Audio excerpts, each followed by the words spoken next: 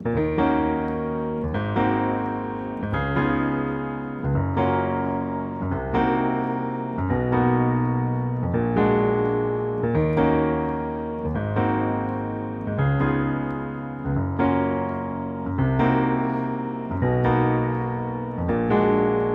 up everybody, I'm Pierre Piscitelli, and today I'm going to teach you how to play Virtual Insanity by Jamiroquai.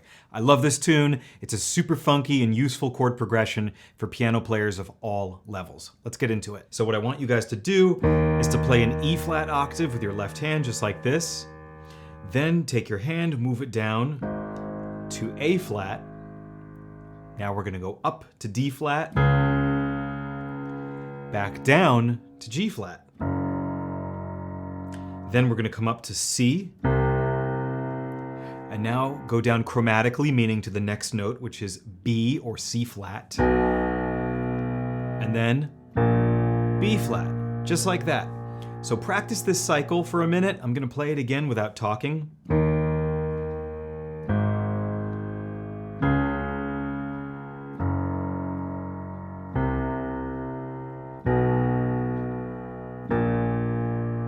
Bit faster.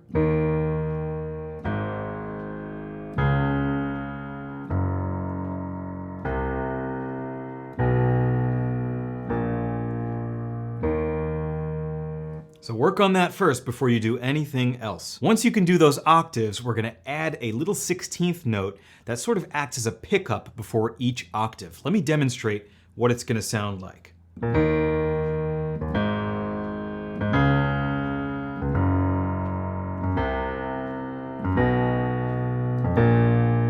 Okay, so you can hear a ba-bum, ba-bum. It's a 16th note that's being played almost exclusively with my second finger each time. So let me teach you those notes so that you can sort of practice the complete left-hand passage. Before we even play the E flat octave, which is the first thing I showed you, you have to play B flat with your second finger. Remember, it's kind of a pickup into the octave notes. So that's what it's going to look like.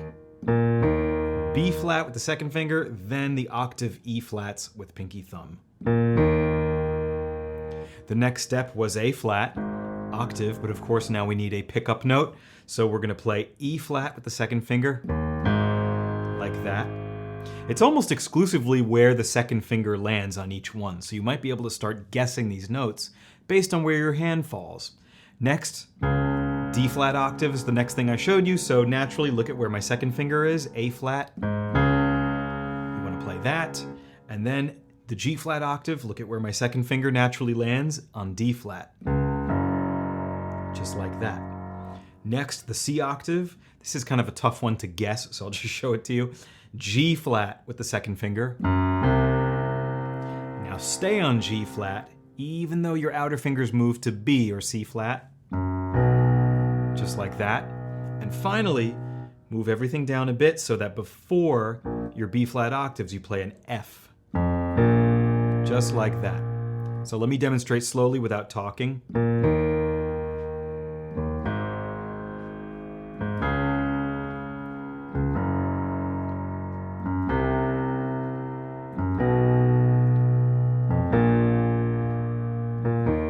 To the beginning. So work on that before you do the next part, which I'm about to show you, which is of course the right hand. Before I forget, if you guys are enjoying this video or finding it to be helpful, please consider subscribing. It's so helpful for the growth of this channel. Thank you. Here are the right hand chords.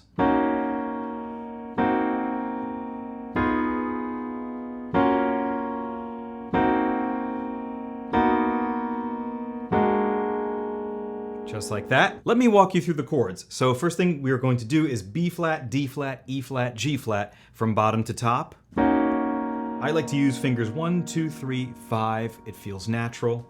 Next, you only have to move one finger, which is the index, from D flat down to C, natural. Tiny move. That's all that has to happen, so watch. There's chord number 1, number 2. Next thing is moving all the fingers, unfortunately. It looks like this, so C flat on the bottom, E flat, F, A flat. Same fingers, I like 1, 2, 3, 5. Next, we're gonna move to B flat, D flat, F, G flat. Just like that. I like 1, 2, 4, 5. Because look at the upper two notes, how close they are. 4 and 5 just lay nicely there, but everybody's hands are different. So do what works for you. Next, we're gonna go to this, B flat, C, E flat, G flat, just like that. I like 1, 2, 3, 5, of course. Now we're gonna move one finger, which is my index. It goes from C natural to C flat, or B, same thing. And finally, the last chord looks like this. It's A flat, B flat, D, G flat. So all of the chords without talking.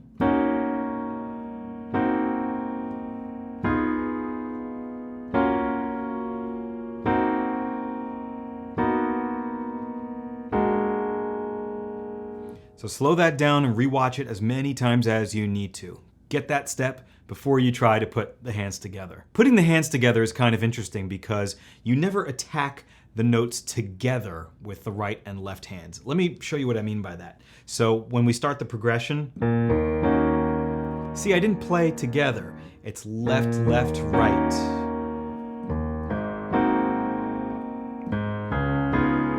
So the pattern every single time is the second finger note that I taught you in the left hand, followed by the octave with 5 and 1, then the right hand chord. Ba-bum-bum, always left, left, right. And the rhythm is the same. Da-da-da, da-da-da, da-da-da, right? There's a swing to it. So let me demonstrate very, very, very slowly what it's gonna look like. It's not gonna groove or sound great, but I have to show it to you slowly.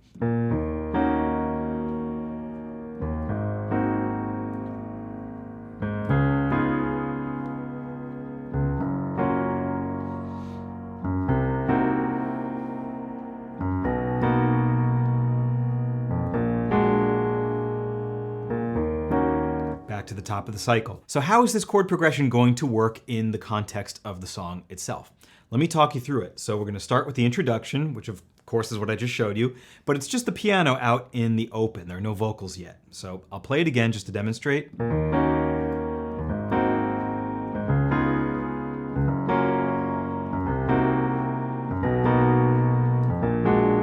Here come the vocals.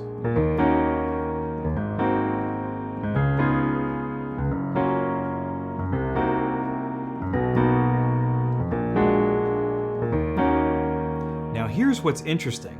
I stopped here on this E flat minor chord, but we're actually going to play this E flat minor chord again. So it's almost like a chord that's used to begin each chord progression, but also conclude it. But you don't always have two of these back to back. Sometimes you do, sometimes you don't. I'll talk about that in greater detail as we move on. But I essentially ended on this, and I have to play it again and restart the cycle.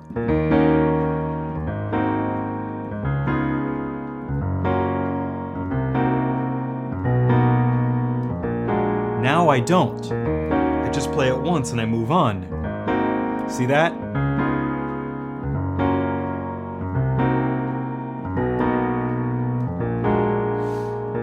Now I am going to play this twice.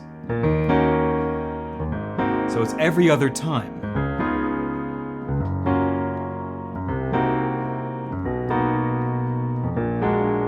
And right there, we are going to learn the chorus and go on into the next section.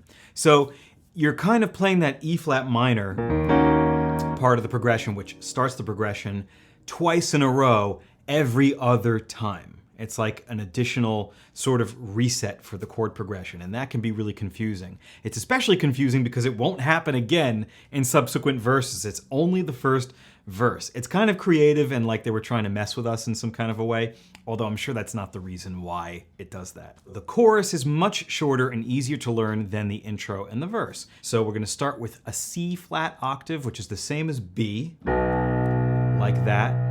And then we're going to go up to D. And now 4 more notes. We're going to play E flat, G flat, A flat, B flat. And those kind of march in quarter notes. Those last 4. So the whole thing looks like this.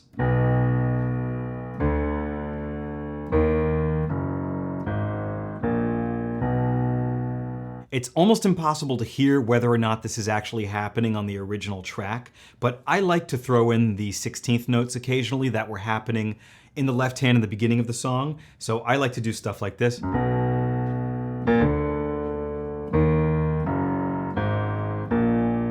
don't really have to do it, but I think it's cool for consistency. So what that would mean, the C flat octave, the first thing I showed you, or B natural, I like to use the second finger to play F sharp or G flat. And then before the second octave, which is D, I'll use the second finger to play B flat. And I don't do it every time, and I don't think that Matt Johnson is either, so. And then the other four are just quarter notes like I mentioned. So if you like, it's something like this.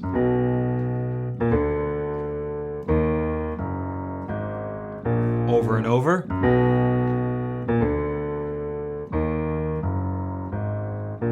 Okay, so just practice that for a minute. The right hand is going to look like this. It's a B major 7 or C flat major 7. I use 1, 2, 3, 5 to play B flat, C flat, E flat, G flat. It's a lot of flats. Here's the next move. It's a diminished chord. So you have A flat, C flat, D, and F. Not too bad of a move. Here's chord number 1.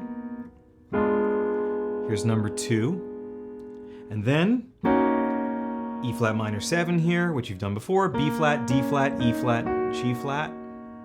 And you hold this for 2 of the left-hand quarter notes. So you kind of hold it for 2 beats. And then finally, there are 2 more chords. Here's number 1, G flat, C flat, E flat.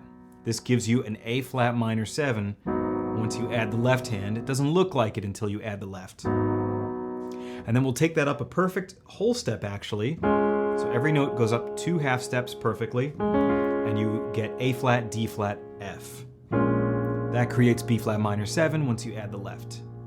So again, those chords are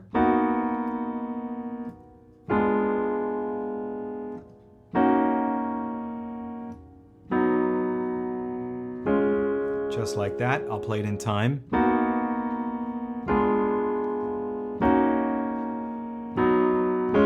Back to the beginning.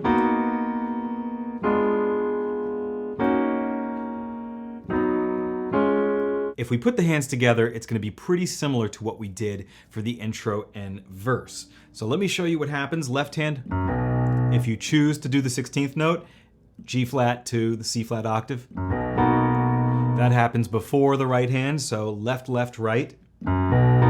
Just like that. Same thing coming up, left, left, right. Now you can have your pick for the next part. The 4 quarter notes coming up, you could play these all together like this. Or you can displace them like this. Which I like better personally, it's a little bit funkier. Here's what it looks like slowly.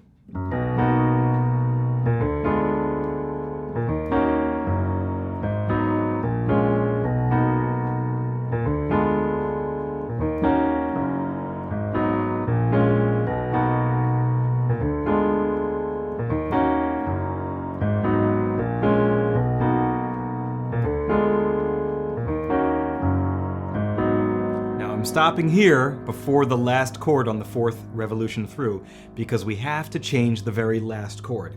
You're expecting me to do this and play B flat minor 7, but what we actually have to do is go back to a chord that we used to end the intro and verse progressions. So still a B flat root. Remember this guy? So we have to play this chord from earlier on in the song. It's just going to lead us into the next section a little bit better. That 4th time through the chorus, the very last progression, looks like this.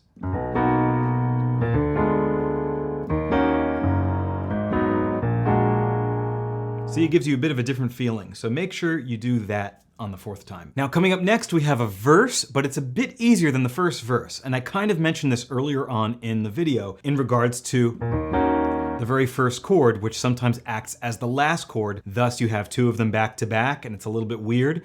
You're not going to have any of those issues in the second verse. It's much more streamlined. Let me show you.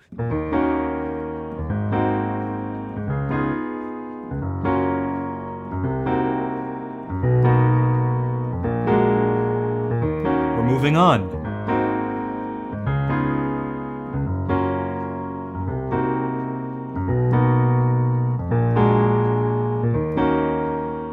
Moving on.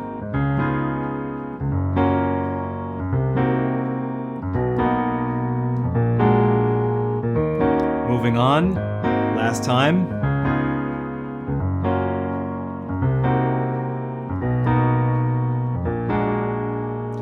So hopefully you can hear how much more streamlined it was. We didn't have those instances of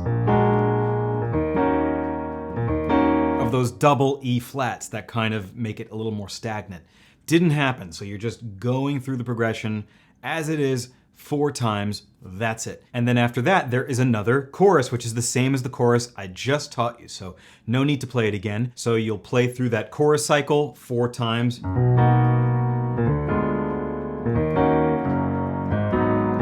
Right? But the thing is, you'll play it again 4 more times for the bridge. It's the same music underneath the bridge. So that means a total of what I just played 8 times. So remember to count and remember to do that. After that, we're going to go back to the introduction, so it's just the piano, and we're going to go through the intro twice, not once like it was at the beginning of the song. So that looks like this.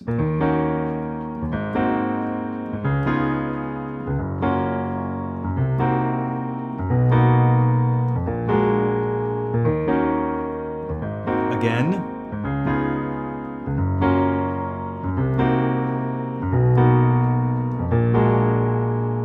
So some little details that I noticed, really minute, when you get to this part on that kind of re-intro, I guess we could call it. Right here. I taught you guys to play a G flat. I think it sounds better, and I think that's what's happening most of the time. But here there's a clear G, like that, then G flat. Okay, one minute little note that nobody's gonna hear, but it's a detail that's there, so I'm pointing it out before someone freaks out in the comments section. Another detail that I have to tell you guys about is this little bass line fill that happens occasionally in the piano part. You can throw this in whenever you want, or not at all. Let me show you when it happens. Did you catch that? So instead of the beginning of the progression going, it would go like this. G flat octave, G octave, A flat octave. Displaced, like that. Make it funky, make it swing. Like that. Slowly, here's how it would line up.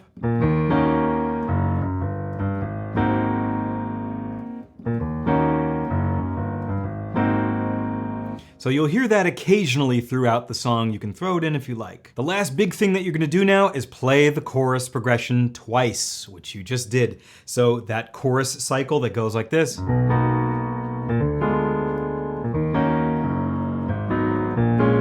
Make sure to do that 8 times. Now we're not done yet. There is a really nice outro that happens with the piano and strings. Let me show it to you.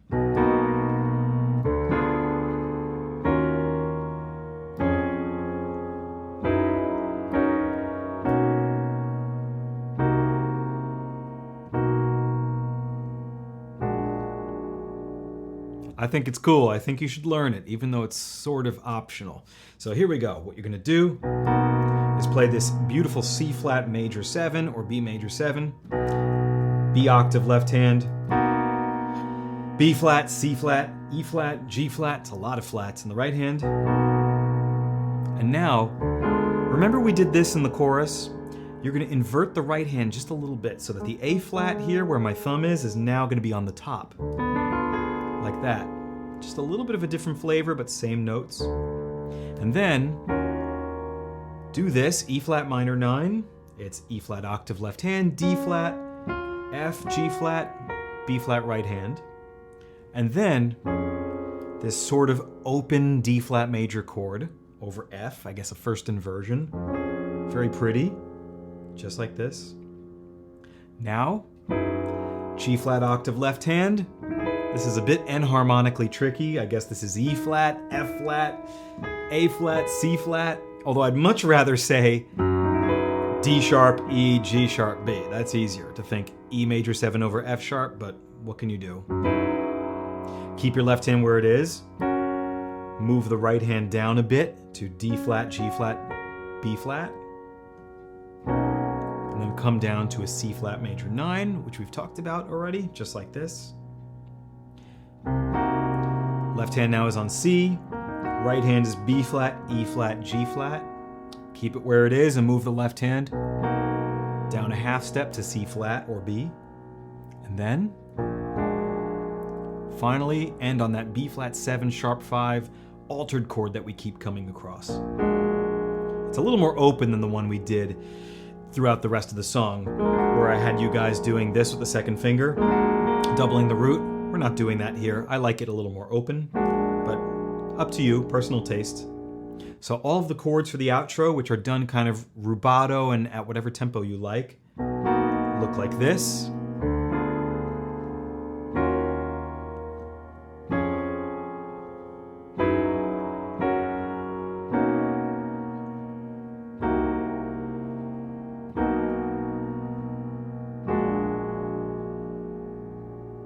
And that's the song. Thank you so much for sticking around till the end of the video. I hope it was useful, but most of all, I hope it was fun. Don't forget to leave a comment. Don't forget to like the video, subscribe, and I'll see you guys very soon in the next one.